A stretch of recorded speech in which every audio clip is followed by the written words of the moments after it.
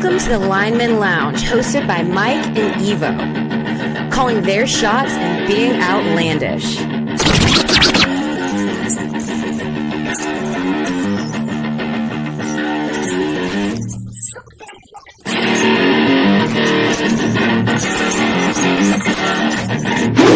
Breaking news from the Lineman Lounge. My fantasy football team just took a huge fucking hit. And that also makes it even more likely that the Raiders are going to beat the Ravens on Monday night. Le'Veon Bell is about to be your starter. Latavius Murray is going to go there as well. Jesus, fuck my ass. Get ready for the thickest podcast in the game. Coming to you from Hangar 6, where sleeves are optional. Strap in. The show starts right now. Como están, bitches? The Lineman Lounge is back, and we're in a little bit of a weird situation here. I'm Mike. I got no sleeves on, per usual. Evo is at his place. We are moving out of Hangar 6. We're going to go and kind of figure out a new place to set up shop here in the near future. We got a job interview tomorrow. We had football today. I've had a busy fucking day. Hopefully this works for today's show. If not, you guys could suck it. I don't care. This is what we got to do today. Yeah, we're gonna make it work, everybody.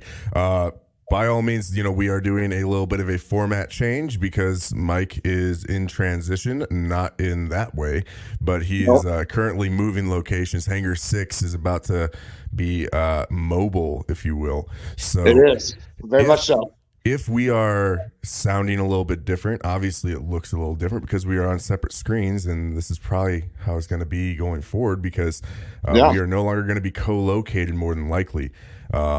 So if things sound weird, stuff like that, especially if any of our buddies watching have audio backgrounds, let us know the highs, the lows, the goods, the bads, so that way we can help adjust and get used to this kind of new streaming setup, because this is different. It's different for me. I think it's different for Mike, probably to an extent at least. For sure. I'm set up here in my new kind of stream studio. I'm still don't have all my equipment good to go yet. I'm working on a $15 webcam right now. Hell yeah. My good one is on its way in. So, and I'm on a new mic, which I've played with some of the settings with so far, but I don't know how it's actually going to sound. So, while we figure that out, bear with us as much as possible. We're going to still try to give you the best show that we can. So appreciate everyone tuning in. So you had some sports earlier today, Mike, that you were a part of? Yeah, so we were up in Tucson this morning. G and I went up to Tucson, played a couple of flag football games. Now, whenever we go up to Tucson, it's always a pretty good time. We enjoy playing those Tucson teams. The first game, we beat the absolute hell out of the team we were playing. 38-6 was the final score of that. But our kids, man, they always are very tired, very flat for that second game. And it showed today. We lost 28-12 in game 2, but still a good day. Got one dub. Would have liked to get 2, but kids are getting better. We're kind of getting into that stage where we're getting ready for the playoffs. These Tucson teams that we're playing, they're not going to be part of our playoffs here for our local play 60. We're trying to step up the competition a little bit. Some of those teams are really good up there, but so are we. The more we play, the tougher the teams we play. It should be a little bit better for us going into the playoffs. Hopefully, I'm here for that. They were set to take place on the 2nd of April. Now they might be on the 9th. If they're on the 9th, that's probably going to be pretty close to the time where I am potentially not going to be here in Arizona anymore. Gotcha. Well, my morning involved trying to sleep in a little bit, not as much as I like to normally do on the weekends, but then again on Saturdays we're usually up earlier to do this pod, but normal easygoing morning, having myself a little bit of whiskey drink here in the early afternoon, and then actually one of our buddies, a friend of the Lineman Lounge, part of our little No Sleeves network, the Vanilla Gorilla, David Wandel, who does his Vanilla Gorilla Eats on YouTube. He goes out and reviews local cuisine in the Southern Arizona area. Well, we had a a new food truck pop up in town this week. Oh. The Pit Stop Gourmet Burgers. He did a review of a bacon burger there, I believe yesterday or the day before. I decided to take Hannah over. We decided to try it out. She got a fried chicken sandwich with green chilies on it and stuff, and that was pretty good. A fucking mess. But I mean, big good ass food portion. tends to be kind of messy sometimes. Yep. And then I had myself I don't remember the name of it. I got a burger, but it had hot sauce and ranch, and it was basically like a buffalo burger. And it was pretty good. Burgers and whatnot were all right. Fries were all right. It's just kind of nice to have. I like supporting local. And it was nice to have something in town that's a little different than the normal like fast food burger chains and stuff like that. So that was my morning so far, other than getting prepped for this show and going through. I've got some, not necessarily analytics stuff, but a little more data stuff when we get into some of our scouting combine type information, which is going to be a little bit later on in the show, because I mean we have a lot of shit that has happened in the past 7 days.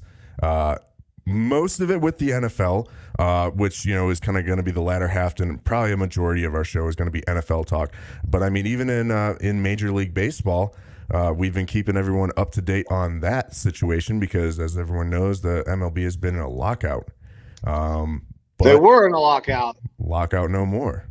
Lockout no more. Thank God. And the way things went down, you can kind of see that the entire process was bullshit. The owners were trying to leverage the players to get them to sign a CBA that obviously benefits them. And they were threatening, okay, well, if you guys don't agree to our terms, well, we're going to lose games. They canceled games. They canceled 2 weeks worth. Well, Major League Baseball and the MLBPA finally get a deal, and guess what? They magically are going to play 162 fucking games. So the canceling of the games was all posturing by the league to try to force the players into a position where they were going to lose out on money, fans were going to lose out on games, and they were trying to put the onus on the players. Well, they're going to have all these fucking games. They're playing 162. Spring training started the day the lockout, or they voluntarily report to spring training the day they agreed on it, and then 2 days later, mandatory report for everybody. So they kind of figured this was starting to come around.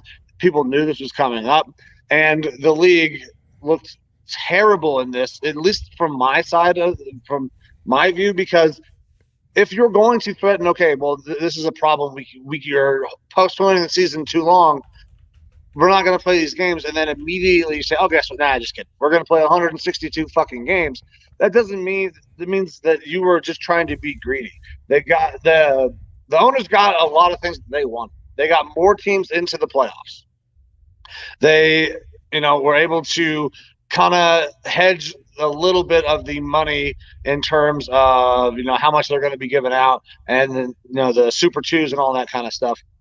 Then we also have the MLB. They kind of weaseled their way into it, and it's not going to start this year, but they're going to get an international draft going. So these international players can't just go and pick where the fuck they want to go, and that takes kind of a little bit of leverage away from players and kind of deciding where they want to do, bumping up their salaries, saying, hey, guess what? You want me to come to your city? Well, let's talk about some more money. So, yeah, the MLB kind of pulled one over a little bit in some of those areas. It's not going to go into effect this year, but I'm just fucking glad baseball is back. Baseball is going to be crazy over the next couple of days. We already got guys signing. The Blue Jays have signed Kikuchi. Isaiah Kiner-Falefa has been traded to the Twins. Cishek has been signed to the Nationals. Shit's going to be hot and heavy for the next at least a week on trades, free agent signings. Kershaw's back with the Dodgers. Good for him. It's going to be wild. I'm excited that they finally got this shit done. Yeah, I'm trying to look through here as much as I can on these different rule changes and stuff. There's a lot of different information out there, but I'm seeing stuff about universal designated hitter. Yeah, the universal DH. There is no more pitchers hitting in the National League. Yeah, that's a pretty significant change. That's been the major difference between the AL and the NL for quite a while. Playoffs. It's huge. There's so many expanded. more batters now. There are guys who you kind of project them as DHs, right? So they have to go to an American League team because they're not very good defensively. That shit's gone now. National League teams are going to have just fucking stacked lineups because if they were putting up enough runs in the National League with pitchers hitting, you add a good quality bat to a lineup like a Braves lineup that we saw absolutely on fire during the playoffs. They're going to be incredibly dangerous. Yep. I see playoffs expanded to 12 teams. So an expansion there, kind of following, I guess, maybe the NFL's lead. Adding. Hey, the more playoff games, the more playoff money. That's what the leagues want. Yep. Limits to the number of times a player can be optioned to the minor leagues in one season. So we kind of knew something along that lines was coming. That was a point of contention. A draft lottery to discourage tanking. Right. So they're trying to go the basketball route where they do the little lottery ball picking, and I don't know if it's going to work. It doesn't work in the NBA. Teams still fucking tank in the NBA. I mean, you just get a better odds of getting that high pick. It's not guaranteed anymore, but still probably good odds to get a high pick. All right. Draft pick inducements, meaning to discourage service time manipulation. I don't completely understand that. Maybe you can break that down a little more. So they're trying to, once you call up a guy, his service time should start. Rather than, we called him up like in the NFL, we have like the post-June 1 guys, right, where they get cut and it affects different things for the league year. Well, in Major League Baseball, if you call up a guy from the minors after a certain point in the season, that year does not count towards his Major League time. So once that Major League time starts, they're basically on the hook with these organizations for 7 years. A certain amount of rookie time, and then arbitration years where they can really start actually making money. Well, if you call them up later, that doesn't start their clock. You get like 100 games out of these kids, and then you still get the additional 7 years of control. So that was one thing that the players were like, you guys are fucking us over. You're holding us at least 1 year from getting our service time and getting out of arbitration and trying to actually make real fucking money. Mm-hmm. Let's see here. What else? 9-inning doubleheaders and no more runners on second base to start in an extra inning.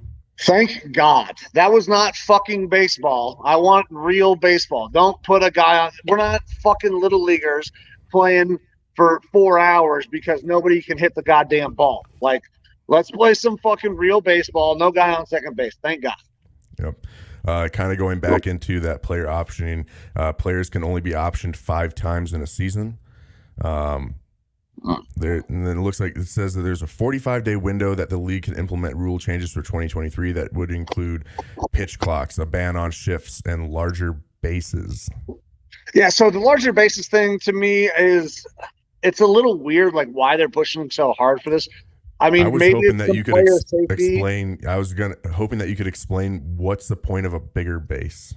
So you're going to have a little bit. Going to give a little player safety, but I also one thing I think that the Major League Baseball is hoping that this does is it is going to allow for more runs to be scored. Right. So you have a bigger base. It's going to allow for more how plays. much longer or how much larger? So I saw a picture of it. I don't know the exact dimensions, but it's drastically fucking bigger. I mean, I've seen memes where like the infield is nothing but bases. Yeah, it is bigger. I just have not. I don't know the true dimensions, but like if you allow that at second base, now the distances are not going to change. Like it's still going to be 90 feet from first to second home to all the bases. So that would change the physical locations of the bases, wouldn't it?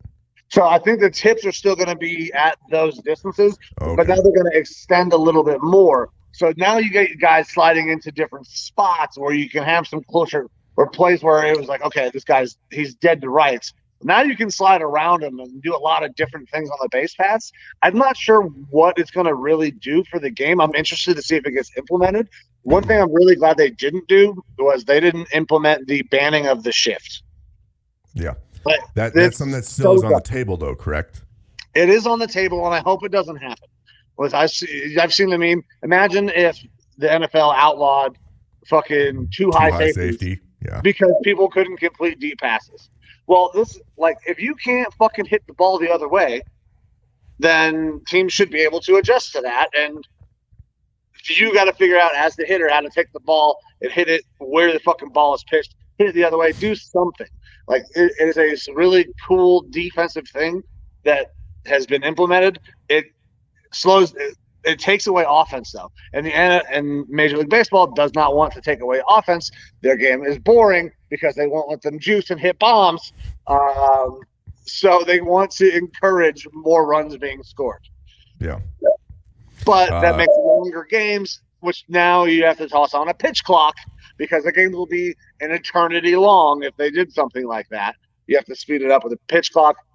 If they implement it, it'll be interesting to see. Pitchers are not going to give a fuck. There's got to be some sort of some sort of repercussion for not doing it, but I'm not sure what the repercussion would be. Oh, you didn't throw the ball. That's ball one. That would be something interesting. But if there's just a arbitrary, you have to throw the ball within this amount of time, and if you don't, nothing happens. They're not going to give a shit. See, with all of these rule changes, I mean, the universal designated hitter I kind of like, but at the same, on the flip side of the coin, I don't really like the idea of changing some of these more fundamental things like base sizes. I don't know if there's ever been a base size change in the MLB before, but to me, I recognize 90-foot base paths with the same size bases. And changing that up, it seems like you're changing some of the fundamentals of the game. Like the NFL isn't going out and saying, oh, this football, we're going to move to a smaller football because we have quarterbacks with smaller hands and we want them to be able to grip it a little better or something like that. And they could throw tighter passes and then that's going to boost the passing game up or something like that. But on the, inverse side of that, I mean, we are seeing rule changes in the NFL that help support more of a passing league. And I guess with those rule changes, it's almost a little bit more like death by 1,000 cuts in the NFL, whereas with baseball, I feel like the rules are a little more limited and haven't seen that crazy of changes before. Some of these things are pretty significantly different. So I feel a little uneasy about it, but that's just me personally. There's also some other details here about the playoffs with this expanded playoffs. So no more 163rd game tiebreakers. All the playoff spots will be determined through an NFL type of tiebreaker formula. There will be no reseeding for the LDS. First seed plays the winner of the 4 versus 5 wildcard series, and the second seed plays the 3 versus 6 winner. So a couple of the other details concerning the new playoff system. So I found the information on the bases. They wanted to go from 15 by 15 to 18 by 18 inches. Well, I mean, I could always go for 3 more inches. Yeah, 3 more inches sounds great. Now their hope is that it's going to decrease injuries, less collisions, and they're hoping that it will make steals more likely because you have more room to slide into the base and make it a little bit more exciting. Okay. I mean, I guess I don't know. It feels really weird to me to have that happen, but I guess I shouldn't be too scared of change. Change is inevitable, but we'll see. I don't know. It like I said, it makes me feel a little uneasy about the whole situation. Yeah, I'm not a huge fan of some of these rules. I'm good with the universal DH. I thought it was cool that National League was still having their own way, but at the same time, if you want to institute more offense into the game, get rid of the goddamn pitchers hitting. There's only 3 or 4 guys who can hit as a pitcher and hit effectively. So I'm good with it adding the DH. The base thing, whatever, don't care. The pitch clock I think is stupid as fuck. We'll see if any of those things get instituted since they had that period where they could technically do it if they wanted to. Yep. All right. Well, with that, do you feel comfortable with jumping into the NFL and the recent events in the NFL, or do you have anything else you want to talk about before that? I am good on baseball. Let's get into the NFL because there is a ton of shit to go over. Yeah, I can see this being somewhat of a longer show because of all the shit that's happening right now. So for everyone's knowledge, last show we went over the NFL offseason and the dates of where things break down, all right? So we currently are in a window where players are going to be traded. Some are going to be cut in order to save cap space for their teams before the league year starts. We have that franchise tag time where we have had a bunch of players who got tagged now. And the biggest thing I think for this offseason is quarterback movement. At least as of right now, because you could say that there's 8 to 9 teams as of, we'll say 2 weeks ago, 8 to 9 teams that were in need of a quarterback, might be looking to move their quarterback in some sort of a quarterback limbo. And that's a lot more than normal years. You'll see 3 to 5 teams a lot of years. But this year, definitely a little bit more expansive. And the first, brick to fall, the thing that kind of kicked it all off, centered around Aaron Rodgers. Something that we've talked about quite a bit. Is he going to retire? Is he going to request a trade? Or is he going to stay with the Green Bay Packers? And much to my chagrin, he has come out and said that he will be playing for the Green Bay Packers next season. There's been reports of what that contract extension for him looks like. He has said that it's not the same thing, and I kind of think it's him playing some fuck games because so the reports are a 4-year, $200 million deal with like 150 something guaranteed. All right. However, it's supposed to lower his cap hit this year. He has said that those aren't the exact numbers, and why I say I think some fuck games are happening is I think his agents probably leaked this to Schefter or whoever who put the information out. Rodgers has had a little bit of issues with the Schefter types lately, so I think he was like, yeah, tell him these numbers, even though they're not exactly right, so that way he can come in and be like, it's not, yeah, you guys are wrong. You guys are dumbass reporters. I know what's going on. I'm right. Kind of his fucking ego. That's what I've seen personally. He'll come out and he'll be like, it's actually 100. He's not a Schefter guy. He doesn't really care for Schefter. But I'm waiting for him to come and be like, no, it's not 200 million over 4 years. It's 198 over 4 years, and it's not 156 million. It's 158 guaranteed, something like that. Just to be a little right over those guys. But either way, we can expect the numbers to be in that ballpark. And if it lowers his cap hit this year, that will help the Packers some. They have the worst cap situation in the NFL right now, followed by the New Orleans Saints. And then third is my Minnesota Vikings. But we're talking like 44 to 48 mil over the cap for the Packers, in the low 40s for the Saints, and then the Vikings are at like 12 to 14 million over the cap. So that's a huge difference. And regardless of what happens with that contract, if he was making, I believe this year was scheduled to make like 38 or something like that, if it's lowering his cap hit, which will help their cap some, the next 3 years are going to be ungodly for that team. Yeah, so that's what I'm trying to figure out. So if the numbers are even close to what is being reported, the 4-year, $200 million, there's not really any way that I can see that it's going to lower his cap hit this year, and it's not just going to absolutely fuck them next. Like, they're just kicking the can down the road. They're like, we're going to run it back with Aaron one more time. We'll see if we can make this thing happen. But at some point, like, unless the cap jumps $100 million, they're not going to be able to continue to do, like, there's no fucking way with the situation they're in that's going to work. Maybe for 1 year when they get Devontae signed to a new deal, they can maybe work some magic, but they're going to gut that entire fucking team. The only two people that we're going to know on that team are Aaron Rodgers and Devontae Adams. And maybe that is maybe for this year. Because Devontae Adams also, he was franchise tagged, same day that this Rodgers information came out, which means Devontae is going to be getting paid a lot of money. Oh, yeah. Just for 1 year.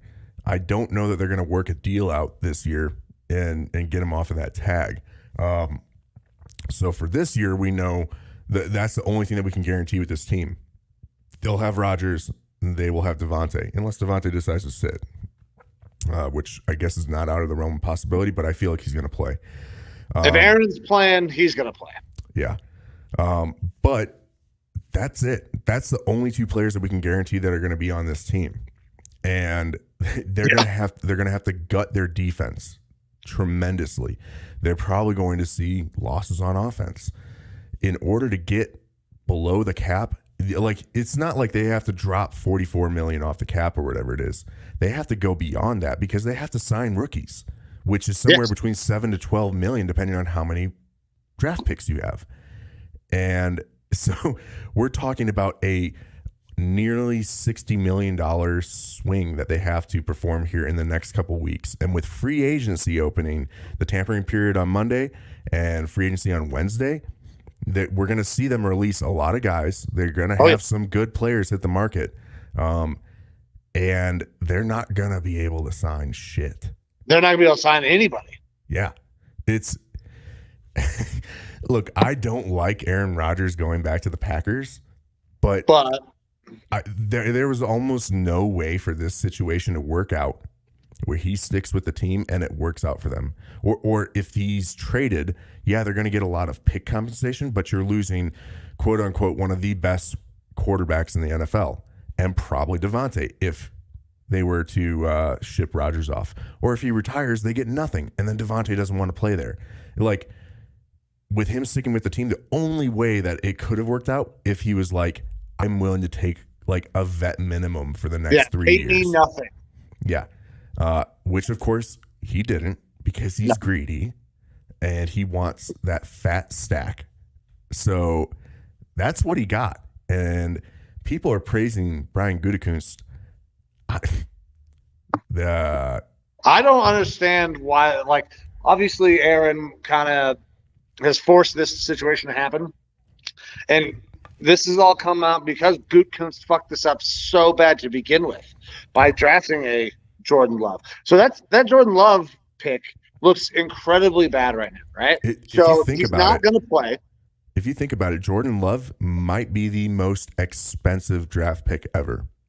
Yeah. Not only was he a first rounder and you're losing a potential first round talent, but if they hadn't have drafted Jordan Love, if they had invested more in the offense through the draft, in skill position players that Rodgers wants, he might not have been so pissed off.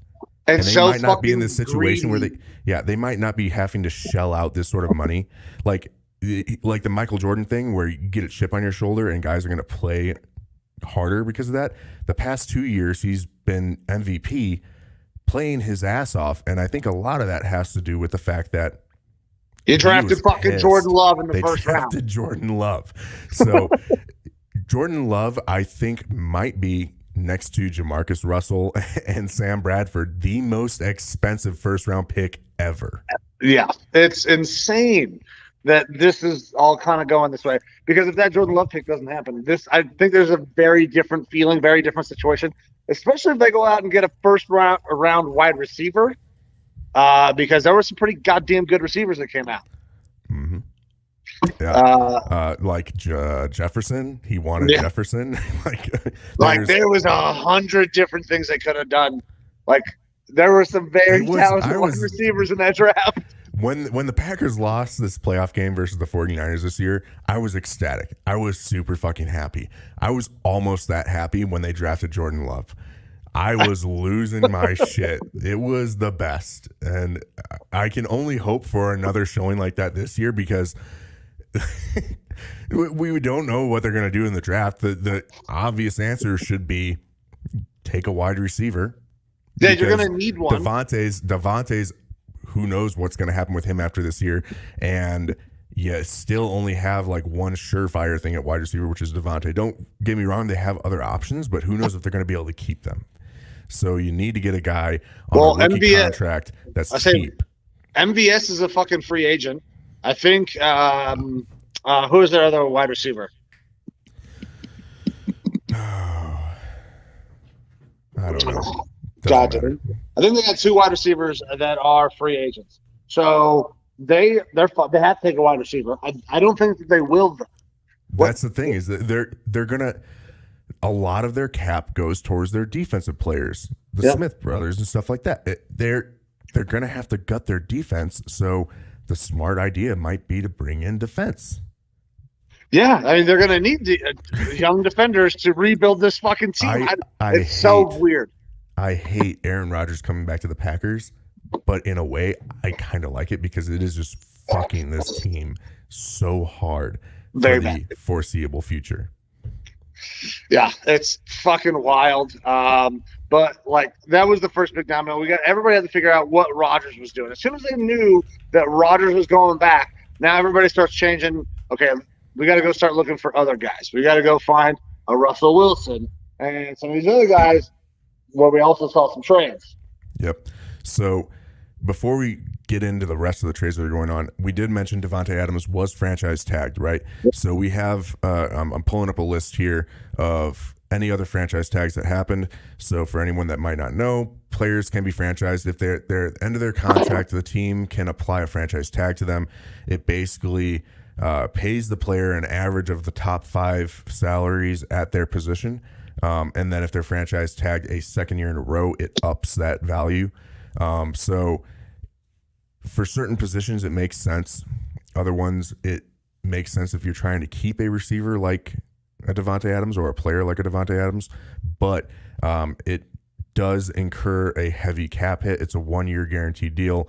And the players usually don't like it because they like to have some sort of large guaranteed contract. Yeah. Or a contract that guarantees them a lot more than just that 1 year.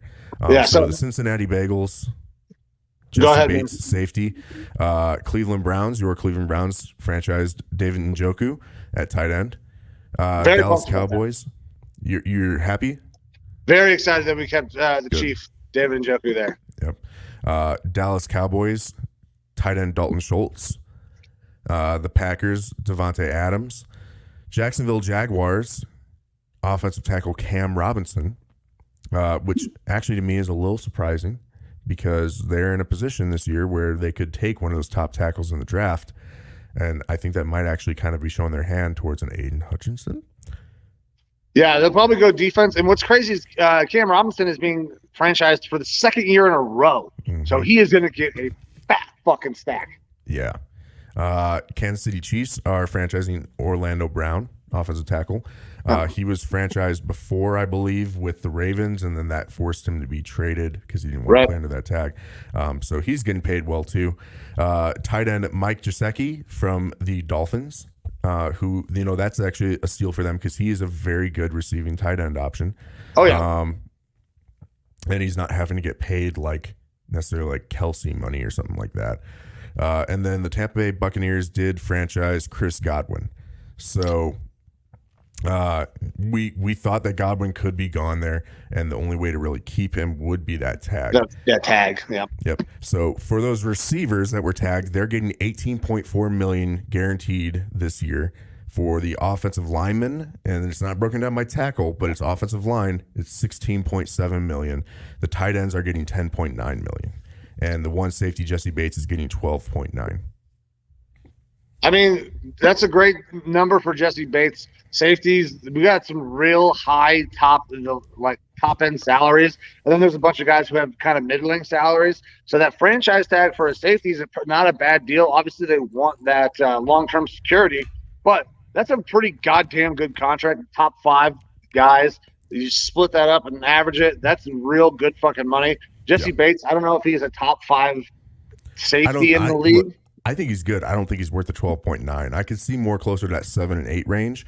Yeah. But obviously they think that he's worth it. They want to bring him back.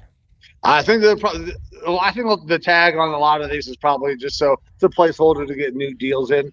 With the exception of Devontae, they're going to want to try to do something with Devontae. I don't know if it's going to happen because I don't know how the fuck they're going to pay him. Yeah. Yeah. The franchise tag for the tight ends that's a good number. I think that's good for the team and for the player. That's not crazy high. David Njoku is the best tight end on our team. he was the most productive, and now he's still not even the fucking highest paid tight end on our team. That's still Austin Hooper, who I'm not sure will be sticking around. But Dalton Schultz was another piece that they wanted to keep in Dallas. They needed some pass catchers, considering the things that were going to happen with that team coming up. We're going to get to that. And same thing with Mike Goseki. Mike Goseki is one of the sure-handed tight ends in the league. Really good weapon down there for Tua. They need to keep him, kind of pair him with a Jalen Waddle. Those are smart moves, in my opinion. Orlando Brown's not playing on the tag. We know that. He's going to get fucking big-time contract. Cam Robinson, I don't know what the hell they're going to do there in Jacksonville. Yeah. Like, second time in a row tagging this guy. We'll see what happens. I mean, they got money to play with, so. Yeah, Jags have a ton of fucking cap space. I think second most in the league behind the Colts, who were able to do some very fun, interesting things to help their cap situation. Yep. And I guess transition there from the franchise tag into the rest of the moves that kind of happened over the last week. So basically, as soon as the Aaron Rodgers news came out, we had a blockbuster trade, considered like possibly the second or third largest trade or biggest trade in NFL history by some pundits. Russell Wilson of the Seattle Seahawks gets traded to the Denver Broncos. So the Broncos were expected to be front runners in the sweepstakes for Aaron Rodgers if he was to be traded. And if that wasn't going to happen, they obviously have a giant hole at quarterback, and they are a team that seems like they are ready to win. They wanted to try to pull off a situation somewhat like going after Sam Bradford last year for the Rams. And so they make a giant trade for Russell Wilson, and that team is now pretty scary, albeit Russell still might be the third or fourth best quarterback in that division. That division is so good with quarterbacks. I don't think he's fourth. I think he's still definitely better than Derek Carr. Yeah, I've heard arguments as to why Carr could be better, and I could almost see it. I'm not a huge Carr fan, but I could see how you could make an argument. I mean, Russell is getting old. He actually, like, Seattle's offensive line has not been good, but the way that he kind of scrambles and holds onto the ball, he will make an offensive line look worse than they are. I agree. Denver's offensive line, purely statistical, is, middle to low middle of the league, and they're going to possibly look worse next year because Russell's there. I still think it's a better line situation in general and a better overall team situation. So it's good for Russell Wilson to get out of there. He was one of like the 7 players in the league that had a no trade clause, so he obviously waived that in order to head over to Denver. And so the deals of the trade or the parts of the trade here, the Broncos are sending Drew Lock, quarterback, tight end Noah Fant, which is probably one of the bigger parts of the deal as far as the players go. He's one of the better players. Well, he's probably the best player of the 3 that are going. Mm-hmm. Defensive lineman Shelby Harris, and then 2 first-round picks, the number 9 overall pick in this year's draft and the first-round pick in the 2023 draft for the Broncos, and then 2 second-round picks. So this year's second, number 40 overall, and the second-round pick next year, 2023, and 5th-round selection to the Seahawks. And the Seahawks are just sending over Russell Wilson and a 4th rounder. So the Seahawks getting a bevy of stuff in return. Not that Drew Lock is anything great, but he can be a backup for them. It'll be interesting seeing him and Geno Smith battle it out. Well, I think that they're going to find themselves a quarterback one way or the other. That I is would going not to be be surprised considered to see the starter. Marcus Mariota would make a lot of sense going up there. He would, but I'm not sure they're even going to do that. I think that they're going to stick Pat at 9 and they're going to take Malik Willis. He's going to be the new Russell Wilson for him. But that's a little foreshadowing, I guess, to the draft stuff, and we'll get into, obviously, draft talk as the weeks progress here and we get closer to the draft. But there's also rumors that they're enamored with other players out there. Kirk Cousins being one of them is one of the reports, is that Pete Carroll wouldn't mind that. Keep in mind, Pete Carroll is 70 years old. He might look like a 55-year-old and be jumping around chewing his gum like a motherfucker, but he's 70 years old, and they are in full fucking rebuild right now because that team was trash last year, and now they've lost their best player. They're in a full rebuild.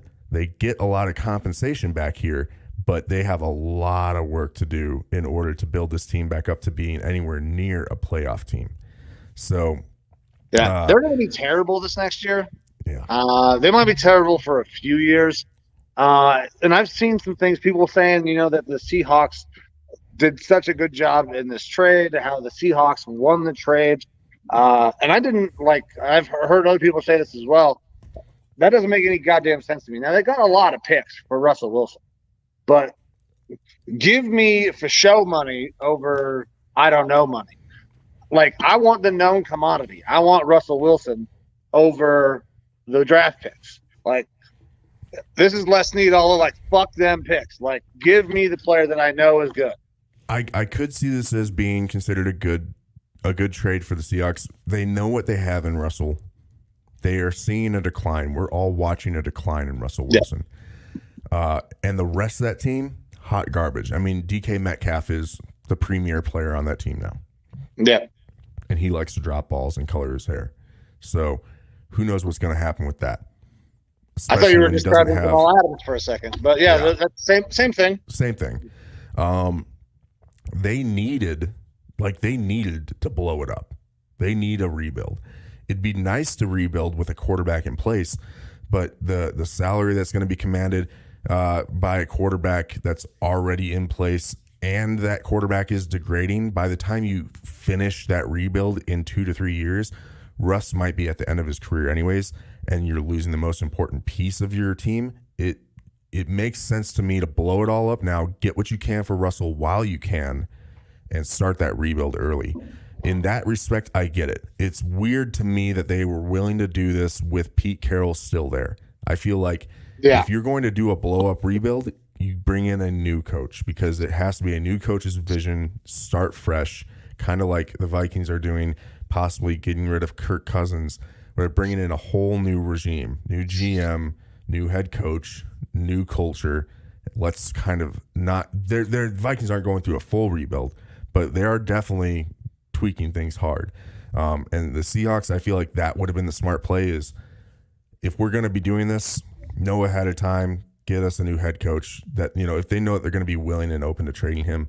But I think that it worked out well for them. I think it worked out well for both teams because if I'm Denver, I'm getting possibly the next best option to Aaron Rodgers of the quarterbacks who are available. And I have a team that is ready to win. We need to take our shot. Yeah, I mean, they absolutely had to do this. They knew they were not going anywhere with Drew Lock as their starter. I mean, he wasn't their starter last year. Teddy Two Gloves started for the majority of the season, and injuries banged him up. I feel bad for Noah Fant. Noah Fant is a good fucking player. He would have fit in great in that offense with Russell Wilson. But now he gets traded and still is getting balls thrown to him by Drew Lock. It's like, I saw the meme. I was like, that fucking poor guy, man. But they needed they had to send something. They needed, I don't know who the fuck is going to throw him the ball because I don't think Drew Lock is going to start up there. I think that he is a placeholder. Now they could go out and get somebody else. They have obviously a ton of draft capital now. If they wanted to repackage that and go send it somewhere, I could see Mariota. But there could very well be a guy in the draft. Willis could be their guy. I don't know that he's going to be ready to start as a rookie, but I mean, that's true. And I don't think that he should start as a rookie either, but he might be forced into that situation. Another thing with this trade that it's kind of works out well for the Broncos is that, obviously quarterbacks take up a majority of your salary, a big piece of it usually. Russell Wilson, his cap hit over the next 2 years is something in the mid-20s, which is very good for a player of his caliber. So they're actually getting, a very good quarterback at a relatively cheap rate for the next couple of years, which is going to allow them to continue to build the rest of the team. So that's it's definitely a plus for the Broncos to have gotten him. Yeah, they're giving up a lot. They're giving up the front half of their next 2 drafts. But if they're able to make it to the big show, it's worth it. Oh yeah, for sure. I think this firmly puts them into that Super Bowl contender conversation. This is a team that felt like they were just a quarterback away. And now they have their guy, but got there in a tough fucking division with the Chiefs, the Chargers, and the drastically improved Raiders. So that is going to be an absolute fucking dogfight to win that division next year. Mm-hmm. So after that Russell Wilson trade went down, we had our next big trade, defensive end linebacker by the name of Khalil Mack. So Bears traded away Khalil Mack, and he's going to the Chargers. Chargers send over a second-round pick and the second round in this year's draft and a 6th rounder in next year's draft, which is interesting because Khalil Mack hasn't looked phenomenal the past year or two. Mm-hmm. Part of that is the system. Part of that is he's getting older. But for him to go and be alongside Bosa for the Chargers, I think that's a steal for them to get him for a 2nd-round pick. I don't know that you're going to get him for a ton, get much more than a 2nd-round pick for him because he is aging. His production has fallen off, and he does carry a large cap hit. But it's a great trade for the Chargers to get him. And, I mean, the Bears, Aaron Rodgers is probably happy. It's one less pass rusher coming after him in the NFC North. But the Bears, I think, they're at that point where they're on the cusp of needing a full rebuild. We'll see how Justin Fields works out for them. I still think that he has a lot of potential, and it'll be interesting to see what Eberflus is able to do up there, and Ryan Poles is the GM. But either way, one of the premier pass rushers in the league and definitely a big name goes out to L.A. with the Chargers. Yeah, so I love this for the Chargers. The Bears, I mean, they got what they could. They gave up, 2-3 first-rounders to get Khalil Mack when it was originally traded there? Firsts. Yeah, I believe so. They gave up a ton. They could not get a ton coming back. Khalil is not a 3-4 outside linebacker. This kid needs to have his hand in the fucking dirt, and that's exactly what he's going to have the chance to do playing opposite of Bosa. That's a dangerous, dangerous pass rush now. But they're going to need it playing in that division with all those goddamn quarterbacks out in the AFC West. Staley knows him. He was his linebackers coach when Staley was with the Bears. So Staley knows what he's getting. He knows how to utilize Mack correctly. And where Mack isn't the feature piece on your defense, it allows both Mack and Bosa to produce way more. Yeah, that's going to be a great move for the Chargers to help shore up their defense and improve their pass rush. Because they were missing that guy opposite of Bosa last year. Yeah, especially after Ingram left, Melvin Ingram. Yep. Melvin Ingram isn't like one of the top end premier pass rushers, but Khalil Mack is better than him. Oh yeah. But losing the pass rush capabilities of Ingram definitely was noticed. So it's a very good pickup for the Chargers. The Bears, they got what they could for him. They need to kind of revamp that defense. So it was time to move on, and it makes sense. All right. And then who's next? Another trade. So the Washington Commanders go out and they get their new quarterback. Mm-hmm. Old Carson Wentz is traded from the Colts to the Washington Commanders. And with that trade, the Washington Commanders Super Bowl chances and odds dropped. Yeah. Is great for the Commanders. Yeah, it went from 1 to 60 odds to 1 to 75. That's fun. I guess, good on the Colts for getting rid of him because he wasn't the answer for him. And to get something in return, they gave up a lot. They gave up a lot to get him in the first place, so it's a net loss. But if you know what you have and you know it's not going to work, it doesn't help anything by holding on to him. So having the balls to go ahead and move on and get what you can for him, it's smart in that respect. So I think the Colts did a great job, and they fucking fleeced the Commanders, in my opinion. Yeah. So the Commanders are getting Carson Wentz and a flip of second-round picks this year, and then the Colts are getting a third-round pick this year and a third-round pick next year that can escalate up to a second-rounder if Carson Wentz plays 70% of the snaps. And just like this year, I'm not sure if it's going to happen. I don't either. It blew my mind that it happened this year, but he's going to a home field that is notorious for taking knees out and legs and shit like that of players. And Carson Wentz, his strong suit is not his durability. Nope. So it's basically a death sentence for this dude. Yeah, Carson's going to be done. I think this will be there for 1 year, and then we'll see Carson kind of roll off under the sunset. I'm not sure how much more he's going to have. Maybe in a wheelchair, roll his way or a out stretcher. The Commanders are not going. This is not a positive. Like, I don't think that Carson's better than Heineke. And if he is, it is so fucking marginal that you're not going to notice a huge difference because Carson makes really, really bad fucking decisions. He's going to get hurt. And what's crazy about this entire thing, and this is why I think the Colts absolutely fleeced them, the Commanders are taking every fucking dime of his contract. Mm-hmm. The Colts are on the hook for nothing. It doesn't change the fact that the Commanders need a quarterback. You got a guy in that's going to be able to start for you, but it doesn't take a quarterback out of the equation as a first-round pick or something like this year. Kenny Pickett at 11. It still makes sense. Yep. And that's, as a Commanders fan, that would really suck because he's not the type of guy that is going to instill any confidence in the direction that this team is going. It's interesting. The Commanders actually were one of the teams in on Russell Wilson and vying for him. And Russell Wilson said, hell no. I'm not waiving my trade clause for that. No, I wouldn't either. Yeah, I don't blame him whatsoever. But either way, another starting quarterback is on the move. Carson Wentz to the Washington Commanders.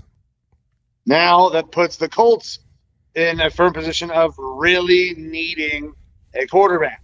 Yeah. And they have a couple options out there. One of the most noted ones that has been talked about is Jimmy Garoppolo. Yep. And if you do a stat comparison side by side between him and Carson Wentz actually looks like he beats him out on the way that he played last year. But the eye test, and I think you will agree with me, Jimmy Garoppolo is a much safer bet than Carson Wentz. So it makes sense.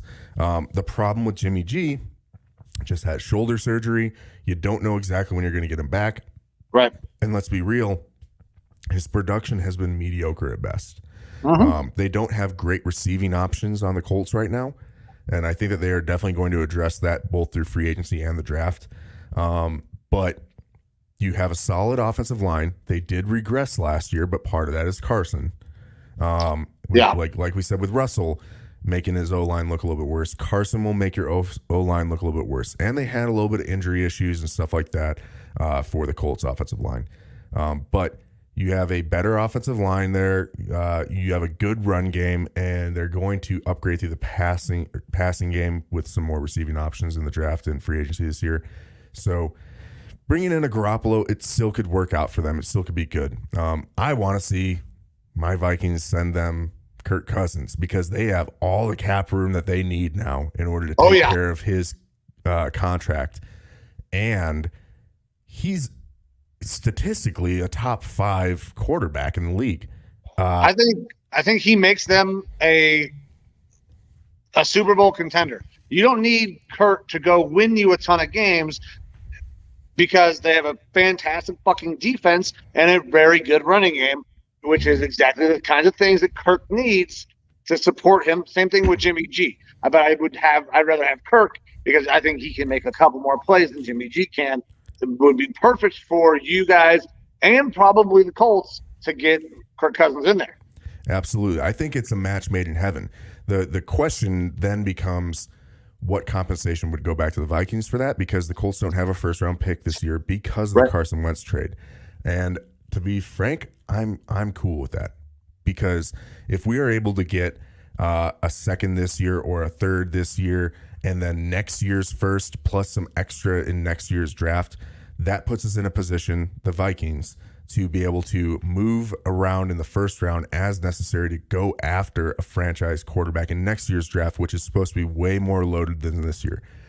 The inverse of that is we have to try to take a quarterback this year if we want something from the draft this year. And where we're picking at 12, I don't know who's going to be on the board, and I don't really feel comfortable with any of the guys. Malik Willis is the only one that I feel relatively comfortable with at 12. And even then, like we just talked about, I don't feel good about him starting this year. So you're still going to have to go out and find a bridge guy, whether that is Teddy Bridgewater or a Mariota or a Jameis Winston, or making a trade to the Eagles, who might have a quarterback change coming pretty soon, for a Gardner Minshew, right? A Gardner Minshew, I think, is a really good. I want to see that kid start somewhere again. I want him to have another opportunity. I think he's pretty goddamn good. That's my dream scenario this year in this offseason, is for us to trade Kirk Cousins to the Colts, get some picks this year, definitely get a first round next year, and then use some of that pick compensation that we get back to trade for a Gardner Minshew, and have Gardner Minshew be our guy for this year and our future and long-term backup. Have Minshew compete with Kellen Mond, see what we get out of Kellen Mond. I'm not expecting a lot, but let Gardner be the guy this year. Let us go after a future quarterback next year. Yeah. I mean, because you could have Gardner start this year for sure. You could even have him start for the next 2 years while you groom a rookie. Yeah. And I think he'd be fun. You guys would be right around playoff contention, depending on, kind of how O'Connell brings the team together. But you're looking somewhere between 6 and 10 wins probably for the next 2 years. And that's the thing, is that the stuff that we see from Kirk on the field that makes him so statistically good, nothing jumps off tape to me. It's right. I think we have, apart from our offensive line having at a minimum 2 big holes on it, we have a very solid running game between Alexander Madison and Dalvin Cook. We've got awesome tight ends in Tyler Conklin and Irv Smith.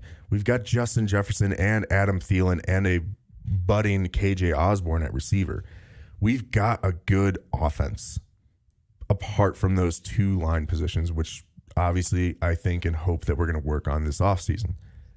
You bring in an average quarterback, and I think that he can at least be low-end Kirk numbers. I think that nothing that Kirk does is that insane. He doesn't have a cannon of an arm. His accuracy is good, but it's not 100% all the time.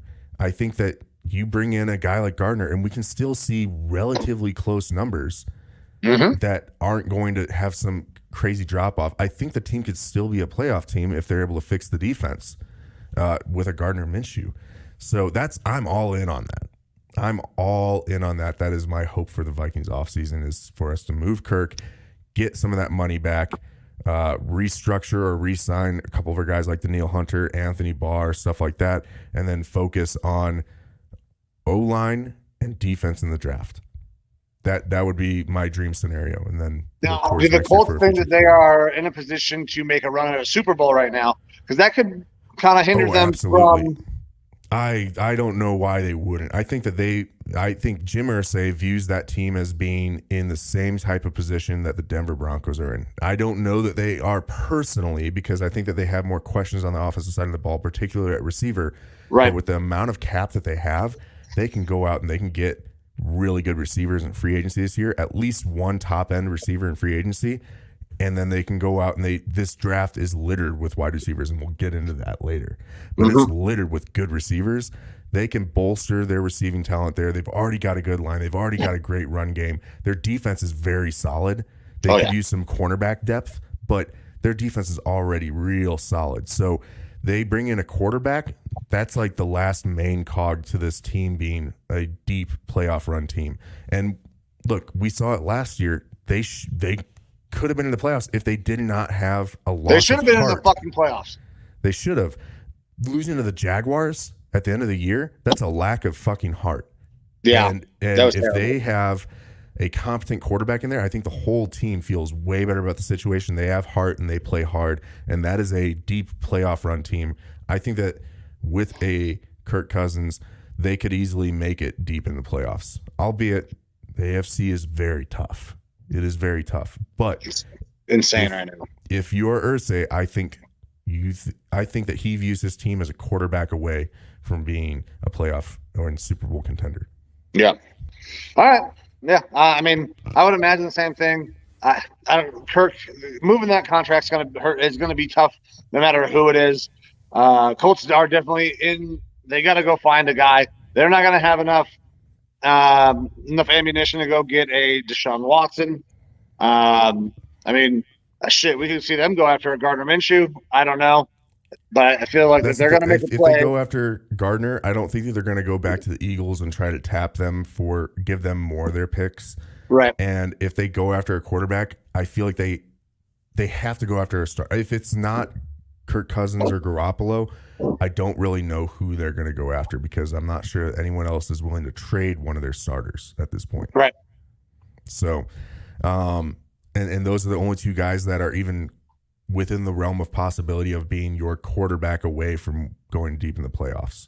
So it's not like they're going to get that guy in the draft this year. Yeah, they're not. So I feel like it is very much so narrowed down to Garoppolo and Kirk Cousins as their only two real options. I might be wrong. I might be forgetting people, but like it's a struggle for me to see anyone else. But a name that you just brought up there, Deshaun Watson, that's a little bit more of our NFL news. So Deshaun Watson, as we all should generally know by now, has had some legal troubles in addition to not wanting to play for his Houston Texans anymore.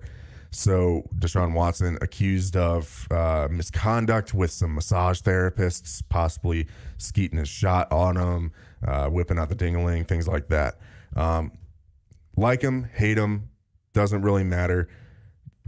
Criminal charges, the depositions and stuff are taking place. The criminal charges have been dropped by a grand jury. He's not been indicted.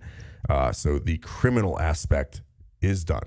Yep. He is no longer in jeopardy of suspension under the conduct policy due to criminal charges. And that is really the biggest hitch to him getting traded was, is this guy going to see jail time or not? Now we know that's not going to happen. The NFL can still, through the CBA and their personal conduct policy, they can still find a way to suspend him, and I think that they will. They will. But, there are some pundits saying that because there's no criminal charges, it is very, very difficult for the league to find a way to suspend him for very long, if at all. So we'll see. I can see a 2 to 4 game suspension. The only other reference I think that we really have for this would be Ben Roethlisberger, accused of sexual assault, was suspended, no criminal charges filed, suspended for 6 games, reduced down. That was under the previous CBA, though. Yeah. So this new CBA does explicitly talk about criminal charges, and a lot of that centered around like the Adrian Peterson stuff, because he had criminal charges dropped to misdemeanors, but because they were still criminal charges, he was put on that commissioner's exempt list and everything, and the whole situation was kind of new grounds for the NFL, and how they handled it was a little bit shaky. So they used Adrian Peterson's situation when renegotiating the CBA, where it's very explicit about the criminal charges thing, is that's what players should be suspended for under that conduct policy. But I think that the NFL, if they want to suspend him, they'll find a way. And I could see that 2 to 4 game suspension for him. Either way, Friday, the announcement comes out, no criminal charges, and his market has to have gone through the roof. There's already reports on ESPN that the Panthers are making aggressive plays for him. What aggressive is, the Texans before were asking for basically whole drafts. The most you can do is 3 years worth of picks, but they could be asking for 3 first rounders for Deshaun Watson, which is kind of fucking crazy. I think that he's still worth 2 first round picks now that the legal stuff is clearing up. He does carry a black mark with him because we don't know what's going to happen with these civil suits. Mm-hmm. But it doesn't look good for the civil suits, honestly, when this criminal charges were just dropped. I mean, Rusty Hardin, his attorney, has come out and basically, utilized Friday's news to go gangbusters at the civil suit, saying that it's not the plaintiffs, it's their lawyers trying to get notoriety and trying to squeeze money out of my client, and it's bullshit. So we might see a change here in the civil suit as well pretty soon. Either way, it doesn't matter. I mean, fan perception is going to be that this guy was jacking off on massage therapists and forcing him to hold on to his wiener. But hey, Robert Kraft did it, and no one really gives a shit about that anymore, I guess. Winning cures all. So Deshaun Watson, I predict before Wednesday will be on a new team. I think it's going to happen fast. And it's probably going to be as big as the Russell Wilson trade, if not bigger. Yeah, I mean, I'd have to agree. I don't see him getting to the point where free agency has started and he's not on a new team, because whoever wants this to happen, I think the Texans as well, they're going to want to know exactly what we got for picks, exactly what we got for money to attack free agency. So I know there's no way. Now, he still has a no trade clause. He could technically veto any trade that he doesn't like, but at this point, I don't think that's going to happen. Unless I don't think he cares. I think that he will waive it for basically any team other than like the Jets. The Jets ain't trading. The Jags, the Giants, and the Lions. I don't think he's going any one of those four. But I could see him being willing to go to the Giants because I like what the Giants have done this offseason. Well, if Dayball going there is.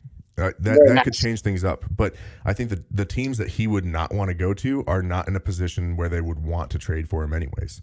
So that leaves teams like the Eagles, the Panthers. My Vikings have been floated. You've got the Seahawks, though I don't think that I don't know if they'll do that. I mean, it's an option. They just go ahead and flip all those picks that they just gave up. Yep.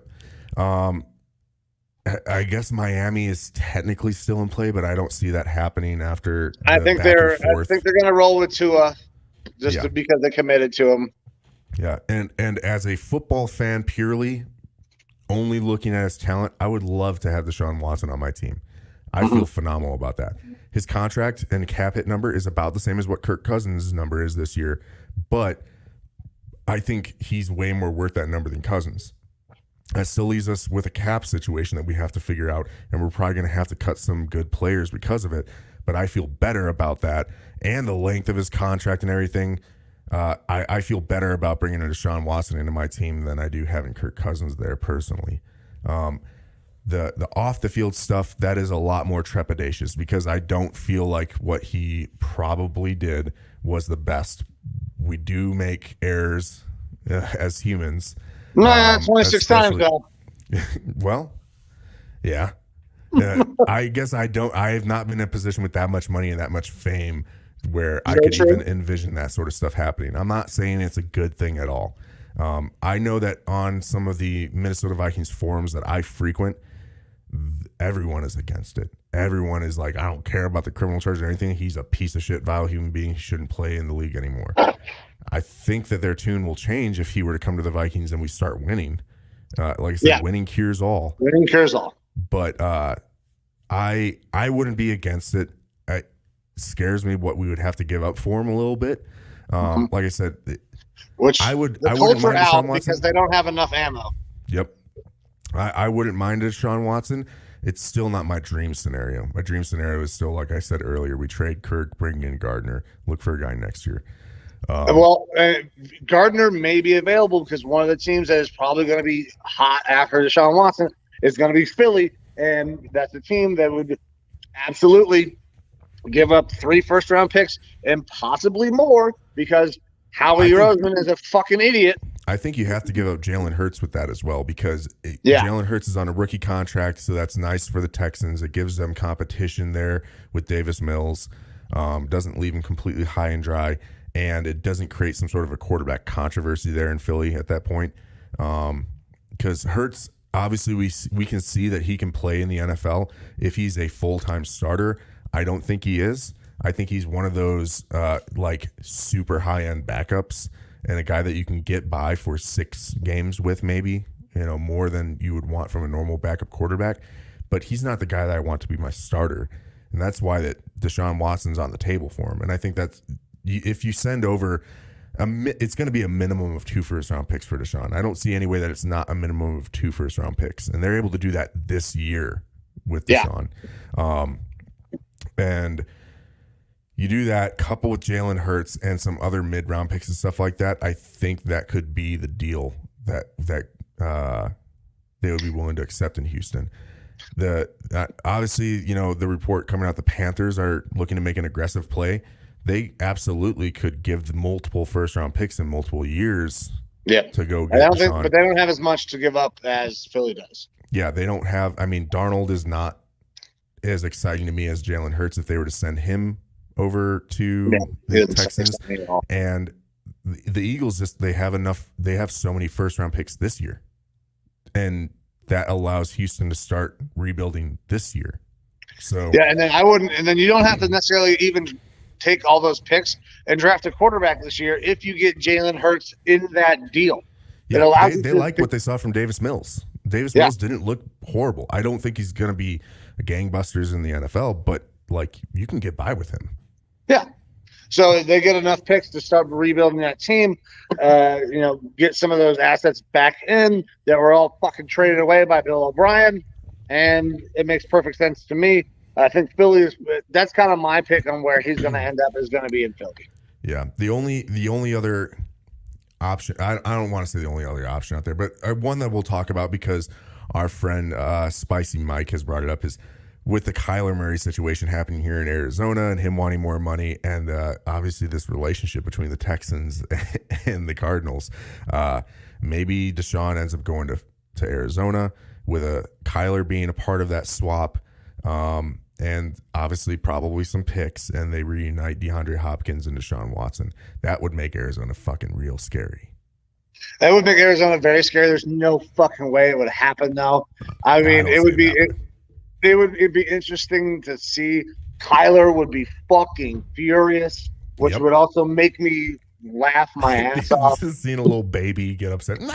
Yeah. Going to be doing his little kung fu moves in the end zone there. And yeah, I mean, Cleveland has been floated around as a possible place that could be looking in on Deshaun. I don't think that's going to happen. I don't necessarily want that to happen. I want to roll one more year with Baker, bring in a vet to compete, and then if it doesn't work out, we don't re-sign him and we attack next year's draft and go after a quarterback in a year where it looks like quarterbacks are going to be much better coming out next year. Yep. So those are the major storylines. I don't think I missed any. In terms of trades, we got one more. We got one more that happened today. We got one more, and it involves my team, the Cleveland Browns. So we go out and make a big trade to get a receiver because we absolutely needed to make some adjustments to that wide receiver room.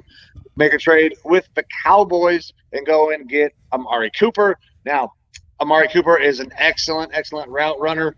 I think he will fit in very good in this offense because it's all about rhythm, timing, being in the right spot at the right time. Amari Cooper is one of the best route runners in the NFL. I don't love the massive contract that comes along with Amari Cooper. His $20 million cap hit is tough, but I think there's going to be some other things that kind of will allow us to get that number under. It won't affect us too much. We've already given Jarvis the approval to go out and seek a trade. I do not expect Jarvis to be back. That is going to open up some cap space. I would love to see Austin Hooper get cut as well because we're just overpaying him, and he's not doing that much production. We franchise tag David Njoku. So I don't love the money aspect in this for the Browns, but what I did like is the fact that we were able to send over almost no compensation to get one of the best route runners in the NFL. We gave up a fifth round pick and a sixth round. And a swap of sixes.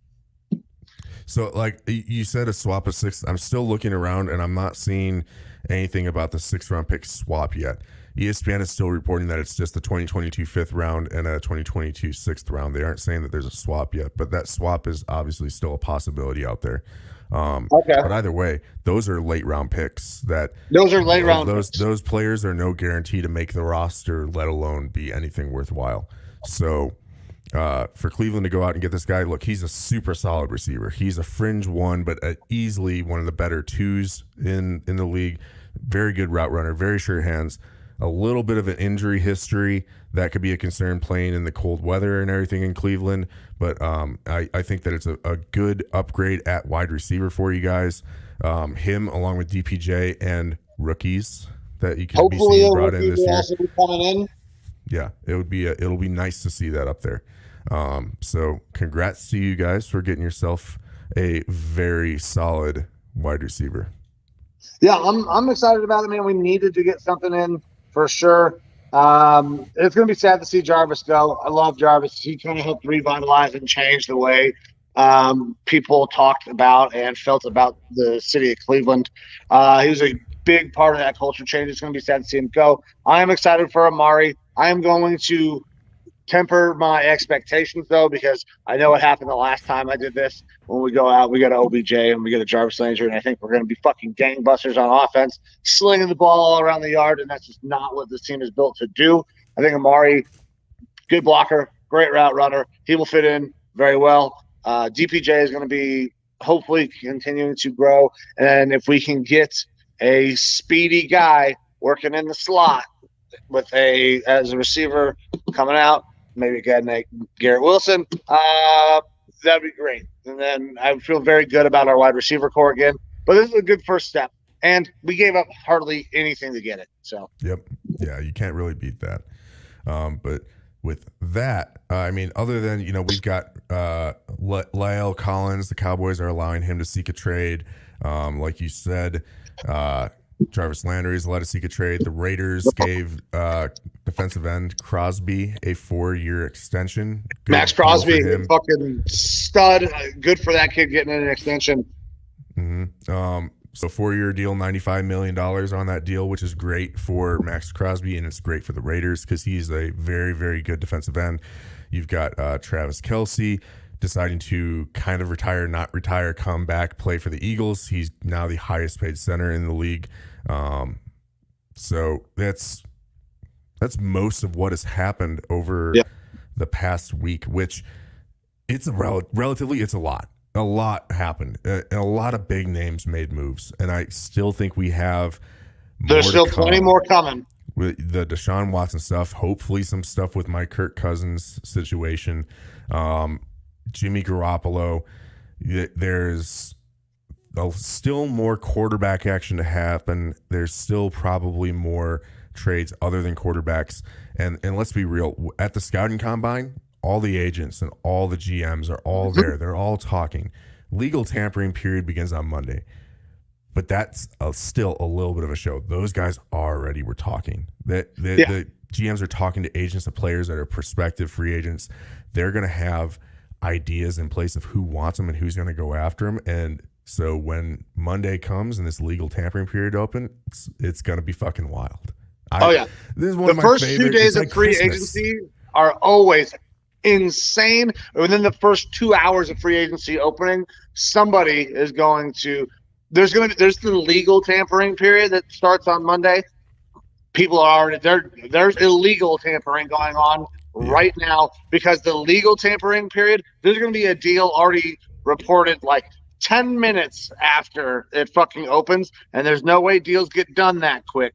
So yeah, I'm very excited for this shit to go ahead. Like Christmas. It's like Christmas to me. I feel like I have multiple Christmases every year because you have the normal one in December, and then you have free agency, you have the draft, and then you have the start of the NFL season.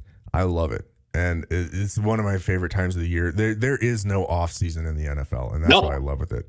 The NFL does not sleep. It's fantastic. And they're not communist like Major League Baseball who locked out their players. Yep, absolutely.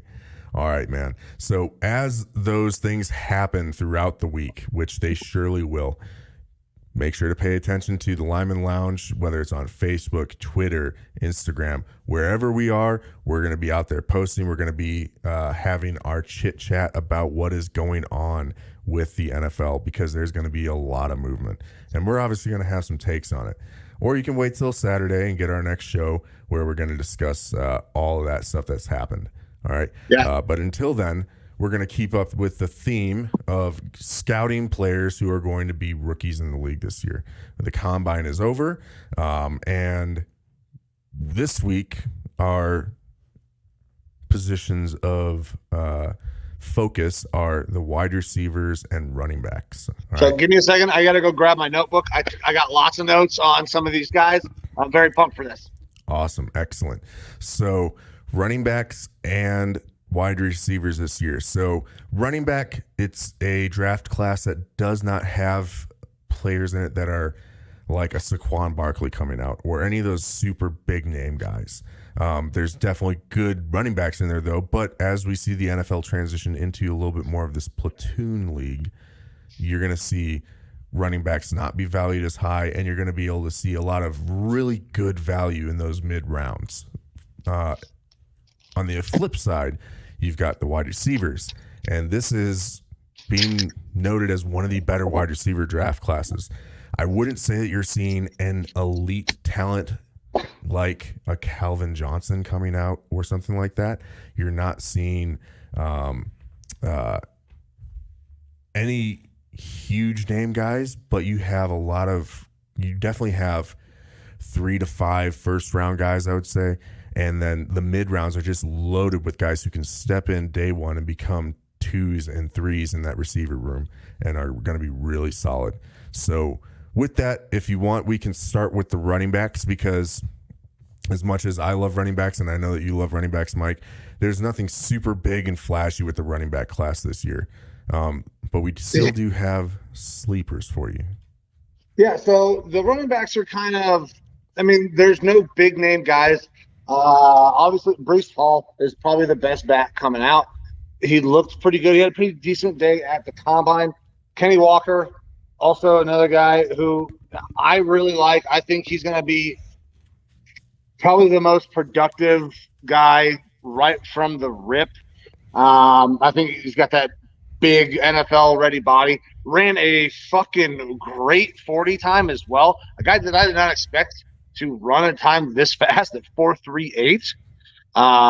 That it was insane. Breece Hall ran a 4.39. Like, we had 6 guys run in the 4.3s for running backs. That's a ton of speed out of that running back position, and that's not something that we normally see. We're seeing most guys mid 4.4s, 4.5s, and that's kind of where we expect our running backs to be. Yeah. So actually, if we can, I'd like to jump into the speed component, not just with the running backs, but for this entire scouting combine. So if you've paid any attention to the scouting combine this year, you'll note that the 40 times have been extremely high, like the fastest 40 times that we've ever seen in a combine, which is a little weird. It normally pops off a flag of what's going on that's making all these 40 times faster. Are the athletes just training better? Are colleges just focusing more on bringing in players with speed? What's going on? So I looked into this a little bit, and it led me to my guy, Arif Hassan. He's a reporter for The Athletic. He also covers the Minnesota Vikings, and he's part of my favorite Vikings podcast, The Norse Code. But he's a big analytics guy, and he worked with The Athletic, Pro Football Focus, and looked into what's going on with the speeds in the combine this year, because this year was the fastest year ever run by the wide receiver group, the running back group, the offensive line group, linebackers, and defensive backs. All right. The only other groups are special teams and quarterbacks. And Malik Willis didn't run. And if Malik Willis had ran, they think it would have been the fastest quarterback running group as well. So we have seen a trend in NFL scouting combines where players are getting faster year to year, but that's a gradual trend. All right. You're just seeing better performance from athletes overall, whether it is in their recovery, their training, their supplementation. We're seeing athletes just get better and just get faster. But this year was a hell of a spike. All right. So for instance, over the past 15 years, the average 40 time for cornerbacks drafted, and this is both from combine workouts and pro days, was a 4.54 40 time. All right. This year we had 31 cornerbacks run in the combine. 28 of them ran faster than 4.54. All right. That's unheard of. Yeah. That's an insane average of them running faster. Like I said, this yearly trend is showing players getting faster, but this was a spike. Then it's not aligned with the data set. All right. There's reports from PFF guys who were there at the combine that the trainers for these athletes are out there with them, talking to scouts, boosting up their guys. And they have every reason to be like, oh, yeah, my guy runs this fast normally. But they were heard saying to GMs and scouts for teams, like, my guy normally runs fast. He doesn't run this fast. Something's funky. All right. Which is, again, it's weird. All right. So the way that they time at the scouting combine is it is the first forward movement is what starts the timer. Okay.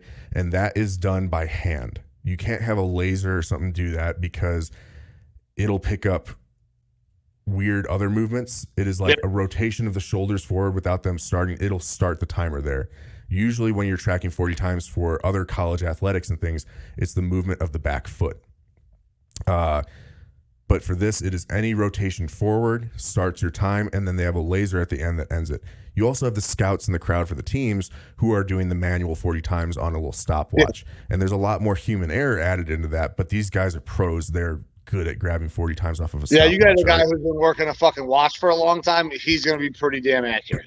Yep. So it is a by hand start and a laser time finish. And what was weird is that people were thinking maybe these official times coming from the combine, like their laser system is different or something like that. Not the case.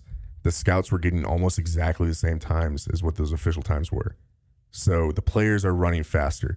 So again, it asks, what the hell is going on?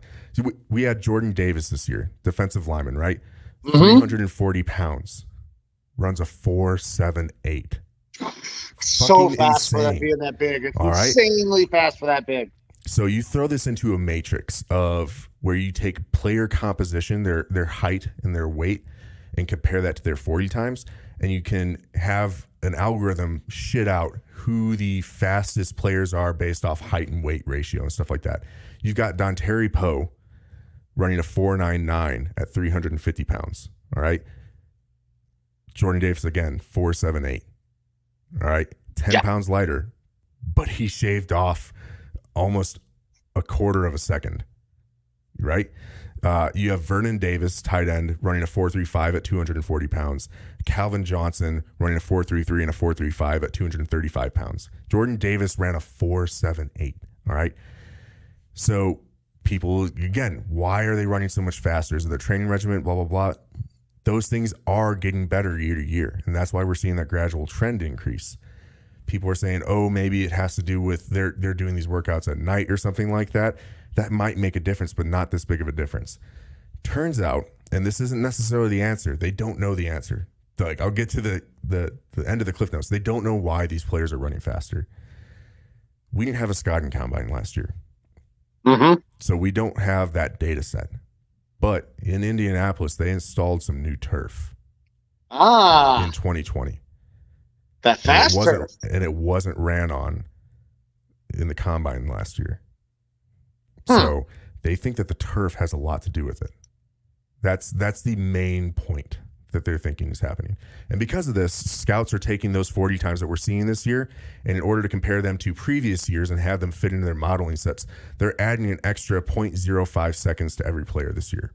Okay. Right? So that actually, it hurts defensive linemen and those bigger guys, offensive linemen, a little bit more than it does for receivers. Because the receivers are just going to be faster in general. Regardless, yeah. Even so, with that extra 0.05 seconds, they are still one of the fastest classes. All right. PFF actually did another analysis of this. They would look at previous combine results and compare the agility drills, which are having to do with that lower body, leg strength, hip strength, stuff like that. The agility drills compared to 40 times, and they were able to find correlations between those. And this year, they compared the agility drills to the 40 times, and there was still a huge spike, a huge difference between the agility drills and those 40 times. So what we're getting into is we're seeing a lot of really, really fast times for these wide receivers and running backs and defensive backs.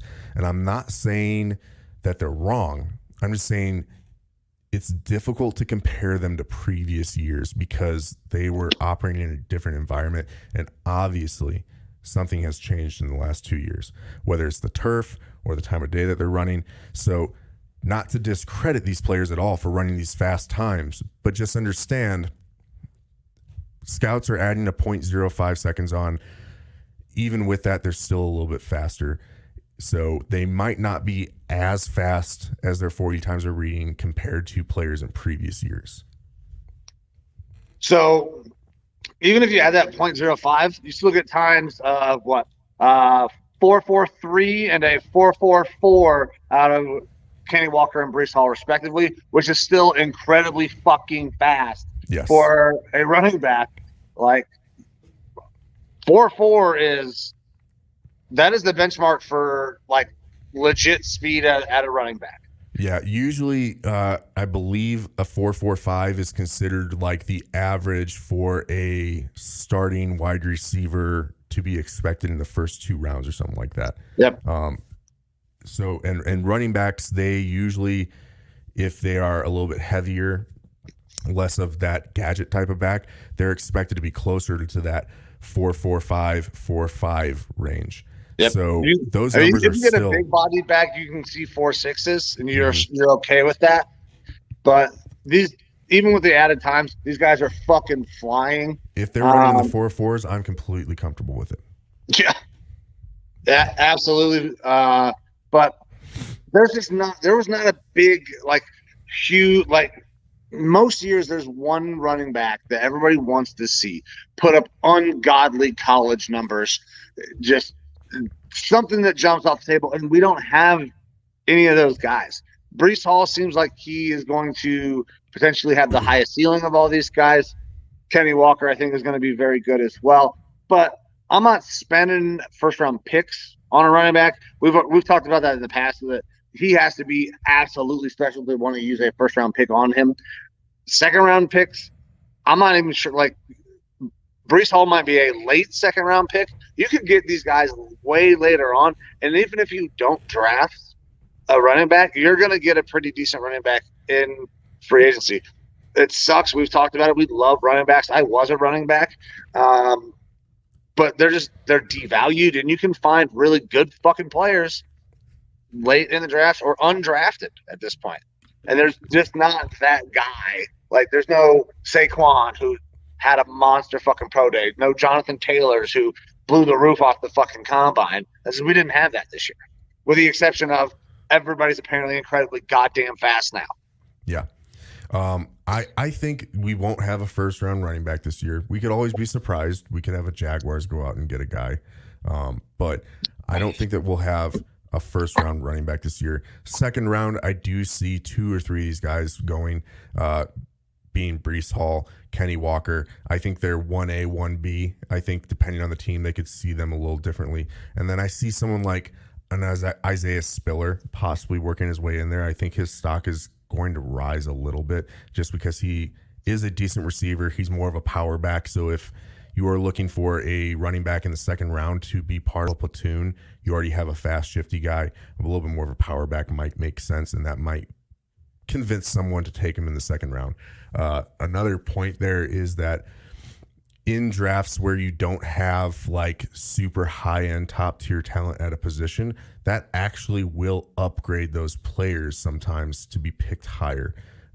So this draft with so many receivers, if you're not getting like someone that you're completely enamored with early on, where it's like, I need to get this guy, and you still feel comfortable that I've got 10 players on my board at receiver that I feel great with, you can be willing to wait on them a little bit longer and take someone from a position group that isn't as highly scouted or highly ranked in that year. They might get pushed a little bit higher. I don't know that it's going to happen with running backs, because I do think running backs are somewhat devalued. I just don't think, I think no first rounders. Second round, we'll see a couple come off the board. And then from the third on, we're going to just see plenty of them going. Yeah, I mean, a lot of these guys are going to be later round picks. They're going to be good picks. There's not a first round running back this year. I don't think there's going to be any real surprises, like guys that are just otherworldly coming out of this draft. But hey, I'd be cool being pleasantly surprised by that as well. Yeah, and that's getting into like the sleepers for me. I've got 2 guys on this list. I think that they both have potential to be very, very strong. And I think their low end is to be strong contributors to a platoon system. And I think that they have the potential to be elevated a little bit beyond that. Maybe not full on number one guy, but someone that can kind of challenge for that. The two guys that I got are Tyler. I want to call him Batty. His Badie. I want to call him Tyler Batty. It's Tyler Body, I guess, or something like that. Like body, like he's bodied up. Right. He's from Missouri. He's measured in just under 5'8", so he's a smaller guy, but 199 pounds. But he is, like I said, not an overwhelming size guy, but Senior Bowl, he was right there at that 5'8", 200 pounds. He looked good.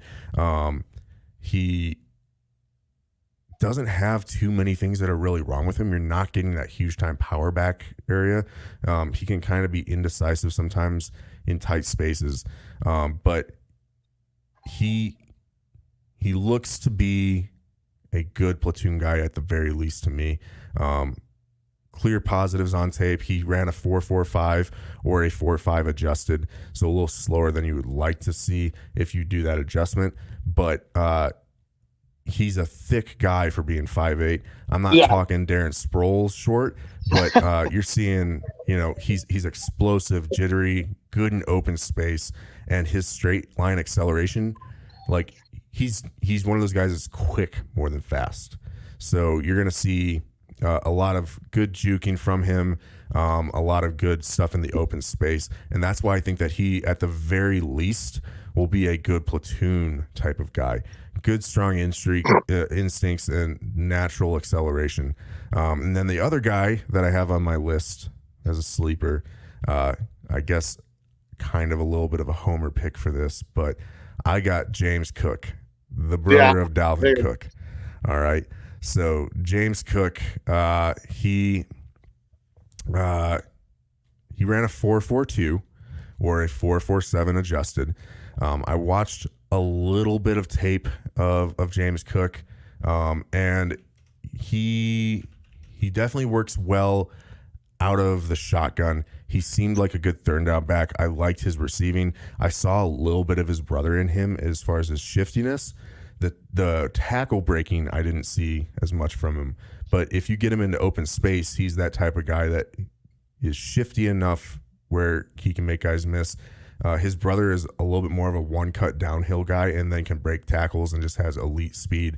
James is a little bit less. He still is more of a one-cut guy, but he has good lateral movement.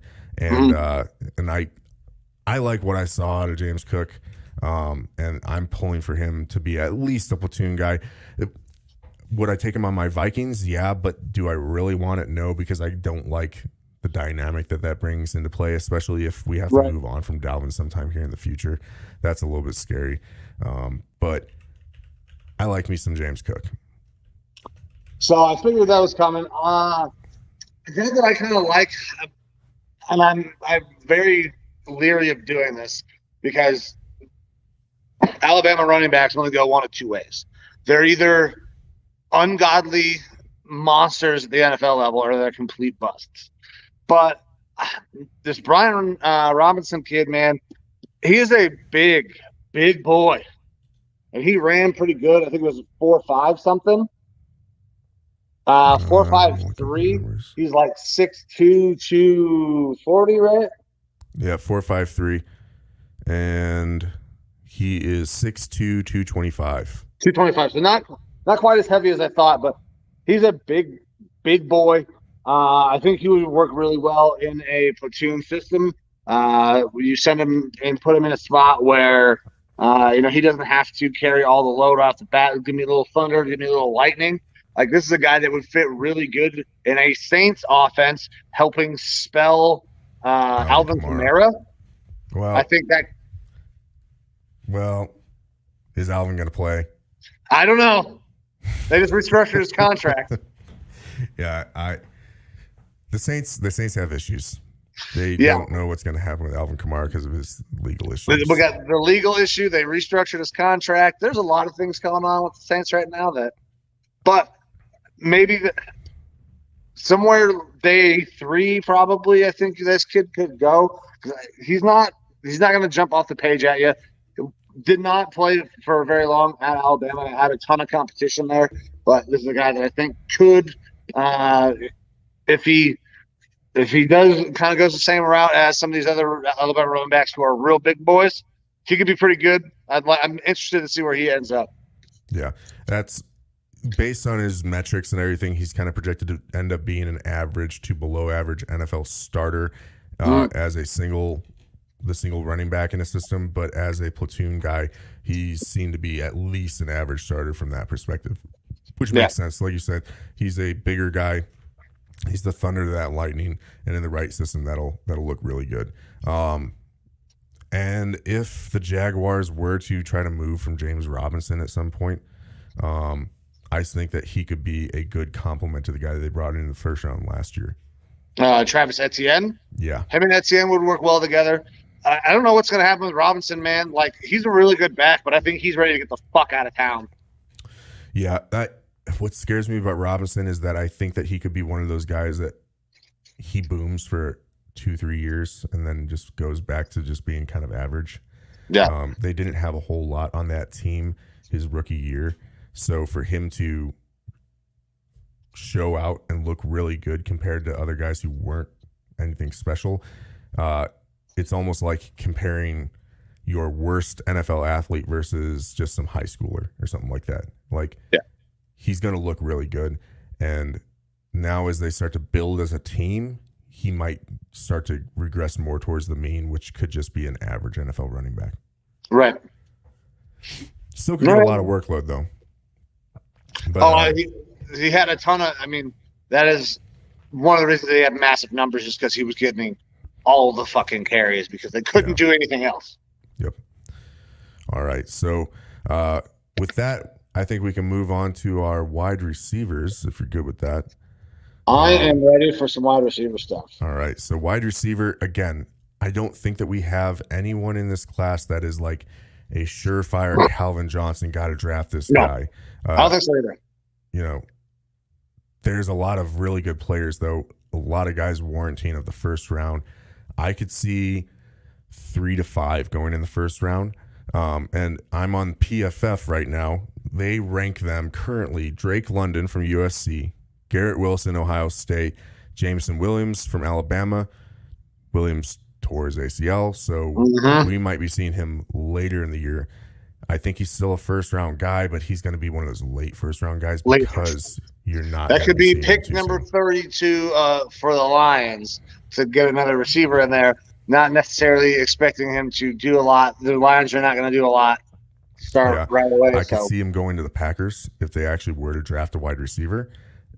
Because I think it'd be why funny. wouldn't they draft a guy who has a torn ACL? Exactly. I think it'd be funny. Like, we're going to be like, okay, Aaron, we're going to get you your guy. You can't use him, but we're going to get you your guy. And the 1 year where we're going to have the Last Dance Part 2 with Devontae and Aaron or whatever. Instead of getting you a guy that can produce right now, let's wait and have him be a future thing. But I don't know. That did be funny to me. Number 4 on here, they have Chris Alave, Ohio State. And then number 5, Treylon Burks from Arkansas.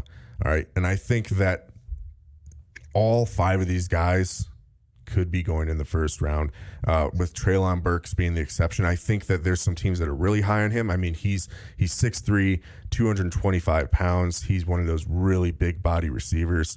But let's see here. His 40 time, 4.55, more what you would expect from one of those bigger body guys. And if you add on the 0.05 to the 40 time, like a lot of scouts are, he's running closer to a 4.6. So it is a slower time for a receiver, but you're talking about one of those really big body receivers. If someone's looking for that possession guy who's going to be good in the red zone, more of a Mike Evans, maybe a little slower Mike Evans, Treylon Burks could fit in there. But that's why I think 4 is the sweet spot for how many receivers we'll see go in the first round, with the potential of it getting up to 5 if someone falls in love with like a Treylon Burks or a Skye Moore or something like that. Yeah, so I'm not a huge Treylon Burks guy. I was kind of off of it. Now everybody's trying to say he's Debo. I don't think he's Debo. No. We saw him do some of the similar type shit in college. He's not as fast as people would hope he would be. He doesn't run really good, precise routes. I think this is a guy that I could see making a transition from wide receiver in college to running back, kind of like an Antonio Gibson. Yeah, the thing I think is a problem is that he does fit into that mold of being able to do dual things like Debo. He's not going to be as good as Debo at that. No. But with his height, that makes it a little bit more difficult. Now, we've seen like Cordell Patterson and whatnot be successful, but Patterson's 6'2", 225, and runs a faster 40. Has shown more athleticism overall. I think that, yeah, you absolutely could use him in the backfield, but he's not going to be a producer like Cordell, Debo, anything like that. Yeah, I don't see him in that fashion. Now, I got a couple guys that flew up my fucking draft board that I did not realize that I liked, but I had a fucking great day at the combine. Now, I always get scared. You see a guy outperform at the combine. You're like, okay, maybe this guy is better than we thought. Also, maybe he's just an athlete and performs well during the testing and can't really play. But there were a couple dudes so for me, my number one receiver, I want Garrett Wilson. I want the Browns to go out and get Garrett Wilson. He is very fast. They're in a 4.38. Okay, now he's not as tall, right? He's like 5'10". Massive wingspan though. He had one of the longer wingspans of all the wide receivers, which tells me he's got a big catch radius. He is going to be able to jump. I don't think he did any of the jumps at the combine, but if you turn on the tape, you can go out and you can watch Garrett Wilson jumping over dudes, nuts all in their face masks. Like, dude can leap. That's the guy I want. That's my wide receiver number one. Drake London. Now, I'm intrigued by him. Big-bodied receiver, right? Everybody kind of has profiled him like a Mike Williams. A guy who played basketball, was on scholarship at USC for basketball and for football, and then this last year decided to focus on strictly football. Has a pretty decent year until he kind of bangs himself up. And, I mean, he's a really, really good athlete. He doesn't do anything great. He does everything really well, but there's nothing that he does that's great.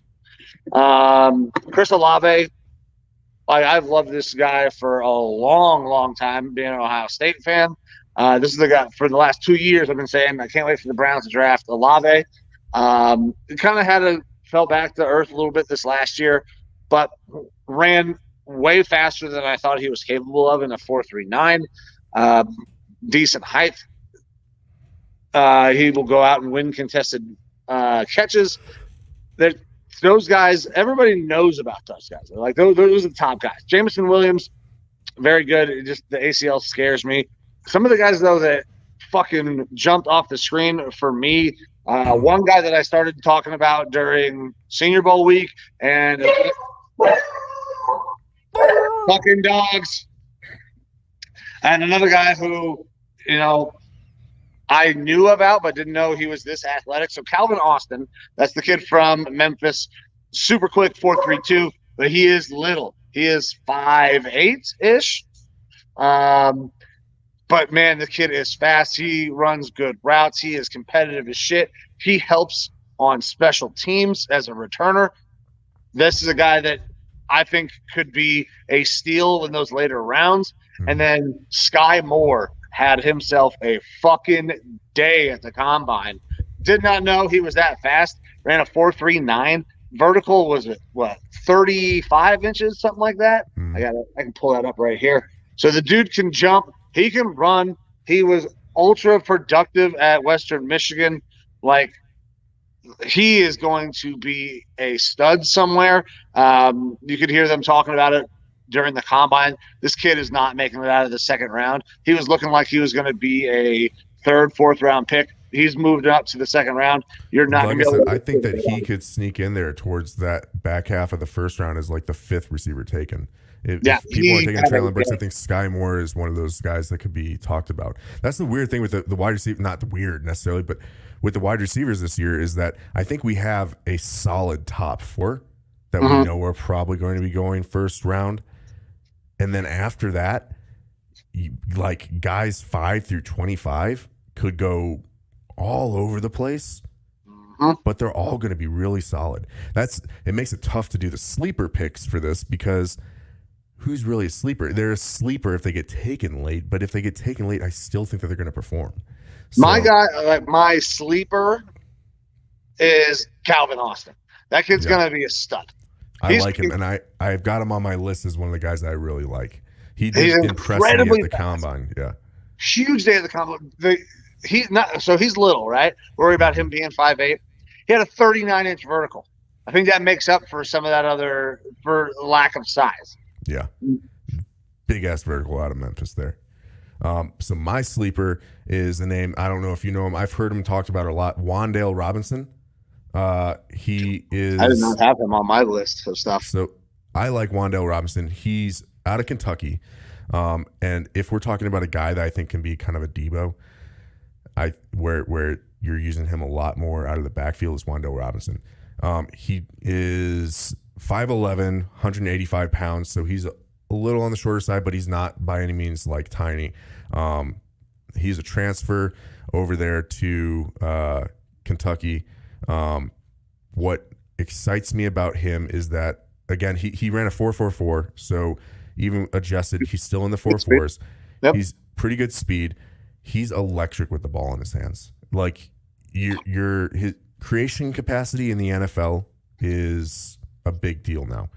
Creation capacity being anytime you can get the ball in this guy's hands, is he able to get you 5+ yards type of situation. Right. It's big with receivers, and it's going to become a bigger thing when we're seeing Cordell Patterson run out of the backfield a lot more, Debo run out of the backfield a lot more. This guy is not only a good receiver, but he's going to get a lot of interest in the draft, I think, because while he's technically on the small side, he's just explosive with the ball in his hands. He's shifty, explosive, great instincts in open space, constantly was generating big plays. That you watch one of his highlight reels or whatever, and it is a lot of big plays that he's making. It's the consistency with the rest of the stuff. Route running. I mean, his hands are good and everything. I think that he will fit in perfect with a team as a number 3 receiver who also is going to be dropping into that backfield, motioning a lot, and you're going to be able to see him he's going to get you nice big burst plays every game. Might not be a ton receiving yards, but you're going to see total yards in a game. He's going to be getting 50+, I think, because you're going to see burst plays, trick plays, things like that out of him. Real tough competitor, exceedingly versatile, like I said, special teams, wide receiver, and out of the backfield as a running back. He's best fit to be a slot receiver, but that works great with the motion. Like, that's in his scouting reports, always says thrives in the motion, thrives motion into the backfield, thrives in the open space, electric with the ball in his hands. So he's one of those type of guys where he's not a traditional receiver that drops him out of like first round contention, probably out of second round contention, but he's the type of guy that you want on your team because he's that offensive playmaker, athlete type of guy. So right. He excites me quite a bit. Like I said, I could sit here and list off a lot of guys that I think are not necessarily niche. They just don't fit the classic wide receiver mold all the time in all aspects, but they're going to be great competitors, great options for their team. So it's a good year to need receivers, man. It is a very good year to need receivers. Vikings don't really need receivers. I think we'll still get one, but right. So I got a question about one of the guys in particular. So a guy that I had to watch a lot, and because we had to go up against him at Ohio State, Jahan Dotson. So for a while I was a little off on him. I didn't think that he did, and he ran enough routes in college, but this guy is so damn athletic. Looked like he ran really well, ran really good routes during the combine. Now, I don't know if that was just Penn State that they kind of limited his route tree. I don't know. Did you do any looking at Jahan Dotson and see? Yeah, because that's another one of those guys I feel is fringe first round, probably early day 2 guy. I've actually seen him mocked sometimes in the first round, but it's one of those flip-floppy guys. He's probably second round or later to me. That positives with him, other than, he's not at that 6 foot mark, which people like to see receivers 6 foot or higher. He's just under that 6 foot mark, but like he's very consistent. He plays through a lot of contact, like contested catch type contact. He dropped 2 balls last year, which is great in those contested catch type situations. Very good route runner, good hands, good catching range for his size. And he is dangerous at all levels, all 3 levels. Has some punt return experience. But he's nothing necessarily jumping off the tape. I think he's going to be a very solid, a plus receiver in the NFL. I'm just not seeing him in like the first round or anything. Right. Okay, cool. That was one guy that I'm not sure how I feel about him. He's starting to kind of come up a little bit, but I got both guys from Ohio State above him. Still not Drake London. I'm not sure how I feel about him. I'm very excited about Skye Moore. USC receivers scare me. Yeah. So I like. Now I like receivers who were basketball players, though. That sounds good to me. But those kids coming from California, man, they always make me worried. Yeah, definitely.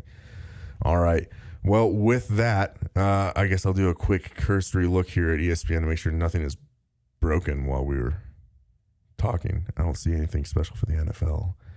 Other than no, just the last news was Cowboys trading Amari Cooper. All right, man. Well, I think that's it. Yeah. So hopefully this went well. I'm definitely gonna jump on the YouTube right after this and see how this sounds and turned out. Us being in separate locations, but So I didn't get to see. I don't know. I didn't see if there's any comments or anything that came in or any of that stuff. I'm working off my phone right now. Yeah. So no comments very, today, very unfortunately. What's that? No comments today, unfortunately. No comments. That's okay. Because people have been doing awesome. Like our Facebook group has amassed so many more people than from where we kind of started, up to 377 members on that Facebook group already. So thank you guys very much for hopping on, joining the Facebook group. We get quite a bit of interactions on there. And now if we can get all 377 people who are on the Facebook group to go over to YouTube and subscribe to the YouTube channel, that'd be very, very much appreciated. Also, you can go head over to Twitter if you partake in the Twitter. You can head over there and check us out at linemanlounge.com. And then I'm going to try to start doing some more TikToks. I say this every fucking time. But I actually think I have a little niche that I'm going to come up with. I'm going to start doing some drink making. I mean, this is the Lineman Lounge, so we should probably start having a Lineman Lounge beverage of the week. We're gonna take a bunch of random fucking shit, random liquor. We're gonna turn it into some delicious cocktails at some point. All right, we make one for Taurus specifically that's just loaded with fucking pineapple for his sweetness, a little bit of jalapeno for his spiciness, and then as a garnish, just a fucking 10-inch blade. Yeah, there we go. Yeah, comes with a knife. Yep, absolutely. But right, I think that's gonna wrap it up, man. Let's get the hell out of here. Yeah. I'm gonna go help producer Amber finish cleaning up this fucking house so we can get the hell out of here. Absolutely. I'm so excited for next week, man. Next week is gonna be so much fucking fun because it's gonna be agency, dude. Insane. And we got so many more moves that are gonna happen. Yeah, it's gonna be awesome, man. But all right, let's get the fuck out of here. Thank you, guys. This is the Lineman Lounge. I'm Mike. That's Evo. We're the thickest podcast in sports. And we'll see you guys next week. See you. See ya. Welcome to the Lineman Lounge, hosted by Mike and Evo, calling their shots and being outlandish.